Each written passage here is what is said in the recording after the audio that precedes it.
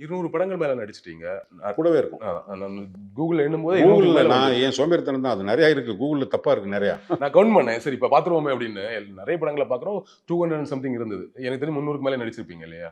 So இவ்வளவு படம் நடிச்சிருக்கும்போது, நெறைய கான்டாக்ட்ஸ் உங்களுக்கு இருக்கும். உங்களுக்கு தெரியாத ஹீரோஸ் இருக்க மாட்டாங்க. தெரியாத புரொடியூசர்ஸ் இருக்க மாட்டாங்க.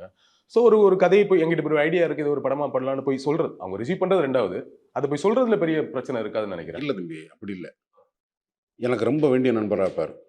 நான் என்னுடைய பாயிண்ட் ஆஃப் வியூல சொல்றேன். ஒரு கதை சொன்னாருன்னா, இது எந்த அளவுக்கு ஒர்க் ஆகும்னு தான் நான் பார்ப்பேன். அங்க வந்து என்னோட பெர்சனல் இது ஒர்க் ஆகாது. ஏன்னா, இதுல பல கோடி முதலீடு இருக்கு. யாரு பொறுப்பு அதுக்கு? மத்தது எல்லாத்துக்கும் சரிஜாவா சொல்லலாம். பணம் போய் கையெழுத்து போட்டு பேர் மறந்தவரோட கையெழுத்து போடணும் காசு. இன்வெஸ்ட்மென்ட்ங்கிறது சினிமால அவ்வளோ சாதாரணம் கிடையாது. கார்ப்பரேட்ங்கிறது ஊராம்பட்டு காசுல பண்றது. இப்ப தமிழ் தமிழ் திரைப்பட தயாரிப்பாளர் இருக்காங்கன்னா, அவங்க தனியா அவங்க வாங்கி பண்றது வேற. பெரிய பெரிய நிறுவனங்கள் வந்து எவன் வீட்டு காசுல எவனோ உட்காந்து கணக்கு பார்த்துட்டு போயிருவான். அது வேற. இது இது அப்படி இல்ல. இங்க வந்து என்னோட அனுபவங்கள்ல வந்து உள்ளுக்குள்ள இருக்கிற பயமே, ஃபர்ஸ்ட்டு முதல்ல லேபரேட்டரி 3 லேபரேட்டரி இருக்கும். அந்த ரிலீஸ் அன்னைக்கு சில படங்கள் பட்டுட்டு அந்த புரொடியூசர் நிக்கிற நிலைமைய பார்த்துருக்கிறோம். அப்போ அதுல ஒரு பயம் இருக்கும். எனக்கு சம்மந்தம் இல்ல தான். ஆனா, அந்த நிலைமையில நிக்கிற ஒருத்தர வந்து காப்பாத்துறதுக்கு ஆள் இல்லாம ஒருத்தர் தனியா கிடப்பாரு. காசு ஒண்ண தவிர வேற எதுவும் உதவாத சூழ்நிலையில. அது வந்து மெட்டீரியலிஸ்டிக்கா மாத்திரம் தான் யோசிக்கணும். அதில சென்டிமென்ட், என் அனுபவம் அதெல்லாம் இல்ல.